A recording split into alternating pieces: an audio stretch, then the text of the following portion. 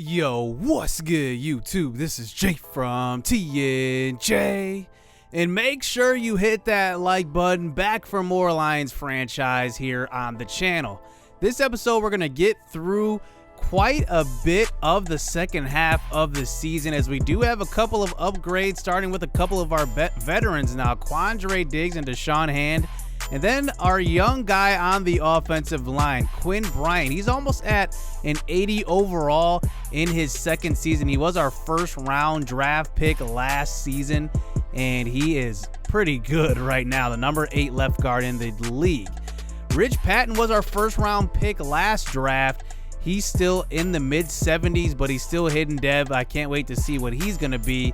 And then Hendricks, after that last game that he had a loss in, he comes up and gets another upgrade though, 67 overall, but we are on a losing streak. So we talked to Big Play Slay. He wants to call a players only meeting. So we have a choice here. Do we give a boost to the linebackers, to the linemen, or the secondary? I'm going to choose the secondary since Big Play Slay is the only really good cornerback right now, and Oruwariye is still making strides to actually make plays in this secondary.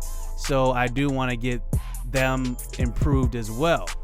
So we do have a kind of a conundrum here with our re-signings. I don't know really who to re-sign because this team, I just think needs more talent. And I do want to kind of bring back a couple of guys on the team. I think Kerryon Johnson is definitely a guy that I am debating pretty heavily right now. But one guy that is no debate right now is Frank Ragnow. And this guy is special. He's a staple on our offensive line. We want to keep these guys. He's 25 years old, and we're going to lock him up to a 4-year deal. And he does take that when he was only expecting a 2-year deal. But next, we got to kind of look at Quandre Diggs. I want to bring him back probably. We need to think about Kerryon Johnson. Do we want to bring him back because of our draft and last draft? We picked up some running backs who are pretty good, but still, Kerryon is Kerryon. I mean, he's still really good for this offense.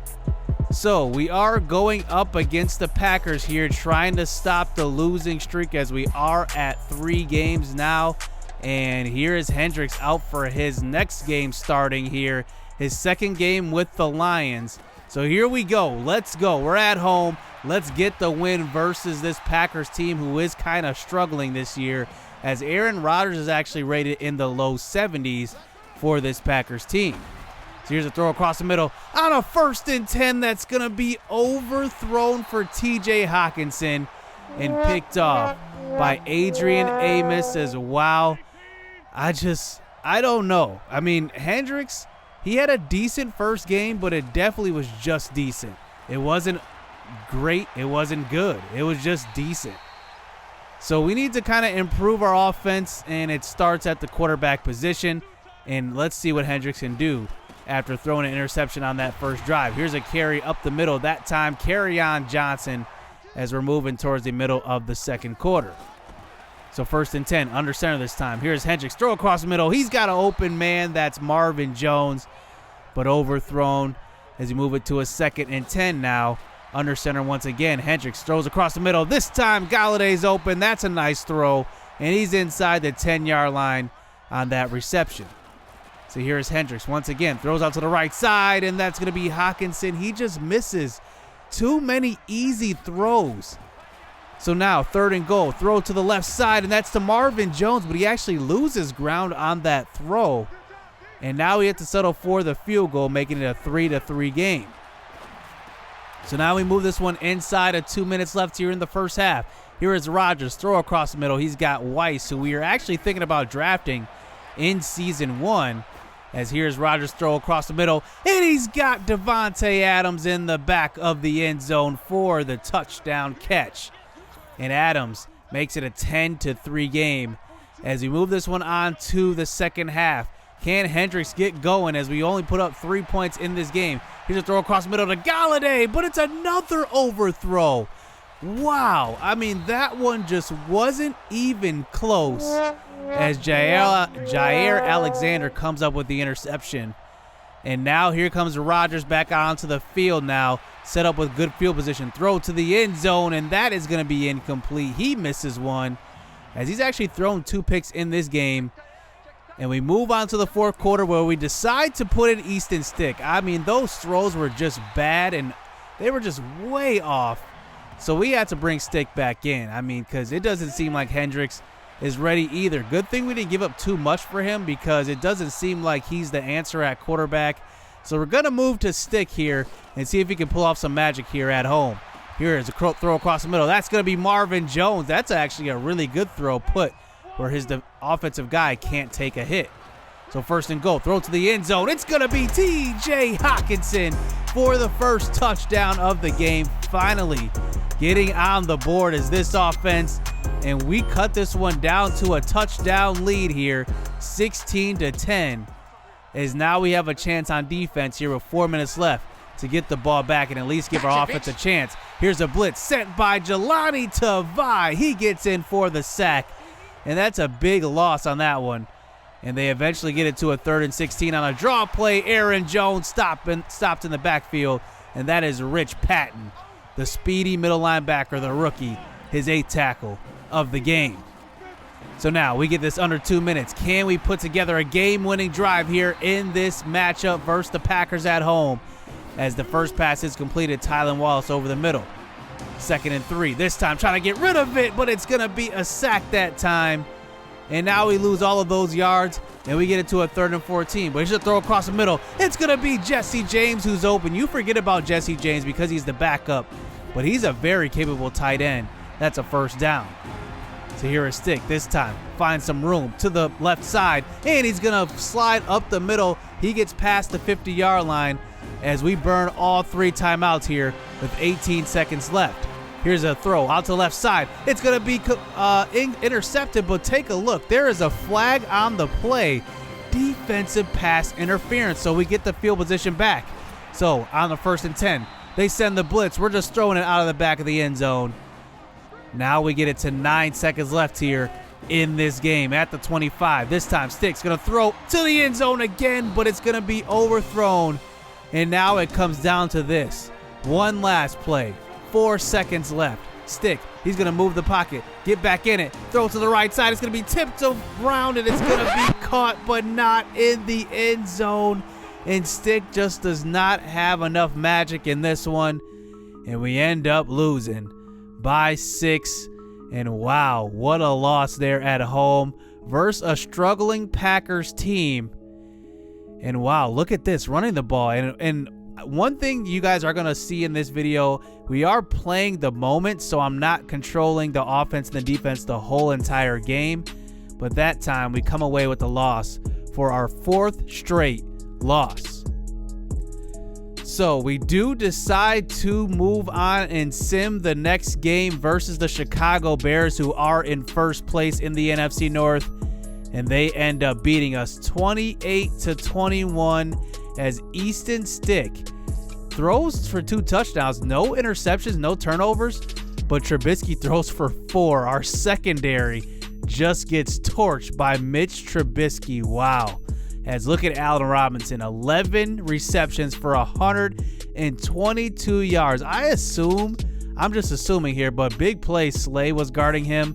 And wow, I mean, they must have just maybe had some mismatches with our secondary because, like I said, it's not the strong suit of our team right now. And they end up winning that game. So we actually are on a 5-game losing streak now as we move to 5-6 on the season. And now here is Jameis Winston for the Tampa Bay Buccaneers, who we tried to negotiate with to get Bird, and it just did not work. D. Bird looks like he's going to be with them for a very long time if they're going to be that stingy. So just looking at their roster, I mean, they have some good pieces. They do have Austin Eckler, but he is hurt. So that's going to bring in Devontae Rowe, who is the second-year running back for them. And I believe they drafted him in the 3rd round. I could be wrong there. Maybe no, it couldn't have been the 3rd round because D. Bird was drafted in the 3rd, unless they had 2 picks. I'm not sure. So we have to go on the road, and look at this. We're already down in a 7-0 hole as here's a throw out to left side. That's actually going to be caught by Philip Dorsett in the end zone. And Jameis Winston already starts out hot. It's 14-0 here on the road. So here is Stick getting his starting job back. Here's Tylan Wallace getting open across the middle of the field, and that is a first down as we move this ball to about the 19-yard line here on a 2nd and 10. Start the second quarter. Here is Stick scrambling out to the right side. He's going to dump it off short for Marvin Jones, but he can't get upfield. And wow, that's a gain of 1, as now we're at the 20-yard line for a 3rd and 10. Here's a throw across the middle. Wide open is Tylan Wallace, and we cannot hit him on that one. Easton Stick, this is a wide open throw, and it's a 3-14 game. We do settle for the field goal. So now towards the middle of the second quarter, here is Marvin Jones. Remember, we're playing the moments, so this game is going to skip forward quite a bit as we continue this drive. Here's a throw out to the right side. It's Marvin Jones again. He gets open for a nice catch inside the 10-yard line. So now at the 9, here is Stick. Going to throw out to the left side. He's got Hockenson, who does beat the corner on that one for a touchdown catch. And Hockenson gets us on the board for our first touchdown of the game. And it's 14-10 here, as now we get the ball back close to 2 minutes left. Here's a throw out to the left side. It's Hockenson, but he can't stop his momentum, and he runs out of bounds for a gain of 1. So 3rd and 9. This time Stick throws out to the right side. It's Jesse James who's open, and he gets a first down. Now we're inside the 10-yard line with a chance to take the lead. So here is Stick under center this time. Nobody to throw it to. He's going to try to take it himself. He is. Touchdown, Easton Stick, and that's the dangerous part of his game. He can run the ball quite effectively. He's got 85 speed, and that's a touchdown. And we take the 17-14 lead as we move on to the second half. So here is Kerryon Johnson here in the middle of the third quarter. He's got an open lane that time on the cutback, and that is a big gain of about 15. As we give it right back to him, he gets about 6, making it a 3rd and 4 here on the other side of the 50. Here's a throw across the left side. That's going to be Hockenson, and we may have had Tylan Wallace up the seam that time wide open, but we miss him. And we do kick the field goal, making it a 20-14 game. Let's see if our defense can defend this lead. But here comes Jameis back out onto the field. Here's a quick throw to the middle of the field. It's going to be Mike Evans. That was a damned if you do, damned if you don't. They had an out route, actually a flat route on that one open. And that time, Mike Evans gets open on the slant, and he gets in for the touchdown. So here up 21-10. Jameis does get the ball back in the fourth quarter. Here's a deep shot, and that's going to be knocked around and incomplete, as they do kick a field goal on that drive and make it a 24-20 game. And another 2-minute chance here to win this game on a fourth quarter drive. So here's a throw to the sideline. This time, Kenny Galladay's getting open, keeping both feet in bounds, and that is a big completion on that one. As Easton Stick, does he have it in him this game? Throw out to the left side. It's going to be Tylan Wallace, who does get pushed out of bounds at about the 35-yard line. So now Stick trips to the left. This time he's going to throw over the middle. He's got Equinemi as St. Brown gets to about the 20-yard line, falling down. And now we get it to about a minute left. A couple of nice throws by Stick. This time he's going to try to throw to the outside. He's going to try to throw that out of bounds. And it is going to be a sack on that one. And now we get it to a 2nd and 24 after losing all that yardage. Here's Stick trying to scramble out. He's going to take off running. He tries to get out of bounds, but gets tackled. And now we get it to the 27-yard line. The clock continues to run. Stick from the shotgun. He's going to air it out across the middle, and it's going to be picked off. Wow, by Sean Murphy Bunting, I believe that is. Actually, that's Stewart. And wow, take a look. That throw was intended for Galladay, but wow, Stewart had the underneath coverage on the other receiver. And wow, that is an interception. As wow, we go on to lose yet another game. That is 6 games in a row after starting out this season 4-1. Man, it just leaves a bad taste in your mouth. And wow, I mean, this is just bad news. I mean, we had a season where we thought we had a great start to it, and just like that, we just kind of bounced back down to earth. We just need to add more talent to this squad. and it just doesn't seem like this is a squad that's very well built as far as depth goes. We have some very good talented guys at the top, but all around it just seems like we do not have enough talent. You know, one thing I noticed after that game, I went on to Operation Sports and looked at Matt 10 sliders, and it looks like he actually had the QB accuracy for users set at 50, so I am going to set it back to 50 just to match those sliders, and maybe that will help us throwing the ball. I mean, it will help us if you think about it, but I mean, it may be a little too late as we're sitting here at 5-7 now, and the Bears are on top of the division at 7-4. This season may be a lost cause just a little bit, and we may need to look at other options here as we do move towards the end of the season. So I'm going to make a move here. I'm going to go with Anthony Ying. We have 4 games left here on the schedule. Yes, he's 60 overall. Yes, he's been the backup this whole season, but I think it's time to at least see what we've got out of him. We gave him 1 start last year, and we just got to kind of see what we've got there. So I do want to add talent in this draft. Remember, we acquired another first-round pick from that Aaron Colvin trade, and I kind of have a couple of guys in mind. And I'm looking at Jake Ferguson, who you just saw us scout a little bit there. He's a 4th-round projection, a 2nd-round tight end. I definitely want to draft another tight end here because I think that Jesse James has trade value. If I can pick up a draft pick from trading Jesse James in the offseason, I'm definitely going to do it just so I can add some more depth to this roster. So, Tylan Wallace, his trait is revealed. He is a star dev, and he gets an upgrade right before the second Packer game in this episode. I'm not going to play this one, but remember, this is Anthony Ying's first start here in Season 3. So let's see how he'll do. And we end up winning this game 31-28 in Ying's first start. He found the formula to break the losing streak. He doesn't have a bad game at all. 308 yards, 2 touchdowns, 1 interception. Kerryon Johnson runs for 16. That's one thing I wish that we would do more in Sims. I wish we would run the ball more. I'll have to check out. Maybe you guys know. Let me know down in the comment section if there's a way for us to make it so that we run the ball more in Sims. Tylan Wallace, he gets in for 2 touchdowns this game. So he actually benefits a lot from the young quarterback Ying, as we actually get 2 sacks out of Trey Flowers. So after that game, Ying gets an upgrade. What do you know it? I do want to upgrade his strong arm because I think that his arm strength does need to get up quite a bit if he does want to have a chance at being a good quarterback. He goes up to 61 overall. His throw under pressure actually goes up by 2 on that one. So now we play Matt Stafford and the Vikings. And if you think we're having a bad season, they're having a really bad season. 2-11. And we're going to sim this one since we already played the first one. And wow, look at this.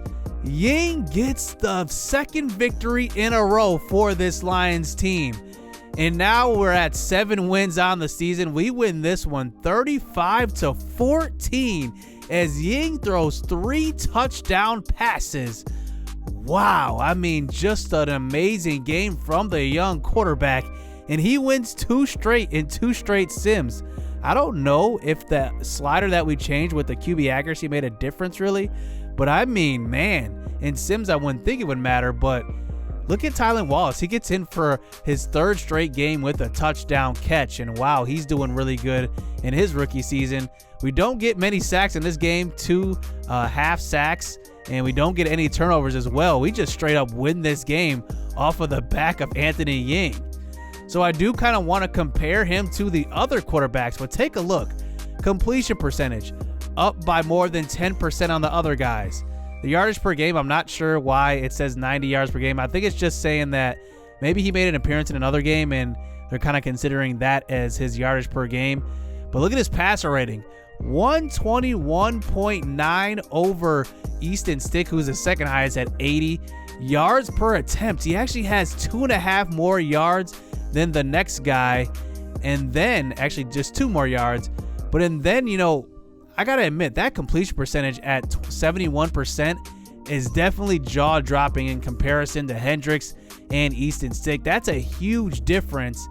And just looking at the 6 touchdown to 2 interception ratio, man, if we could keep that type of ratio from our starting quarterbacks, we'd be in pretty good shape, and we'd have a way better record than we have this season. So I'm liking what Anthony Ying is doing in 2 simulated games. So I'm definitely looking forward to the last 2 games. But take a look. This gets interesting because if the Bears end up losing their last 2 games, they're 8-5-1, they would move to 8-7-1. And if we won the last 2, we would be 9-7. That would put us in the playoffs because we have more wins than the Bears. Because remember, I think that would put us over the Bears because we would have a better winning percentage than them.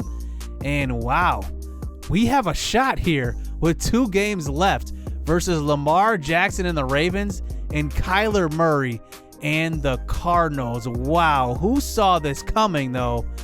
Maybe this wasn't a lost cause. We have a chance here with Anthony Ying at quarterback. So next episode will be those last 2 games. Can Anthony Ying do it? Hit subscribe, hit that like button, stay tuned. Let's get it. Let's go.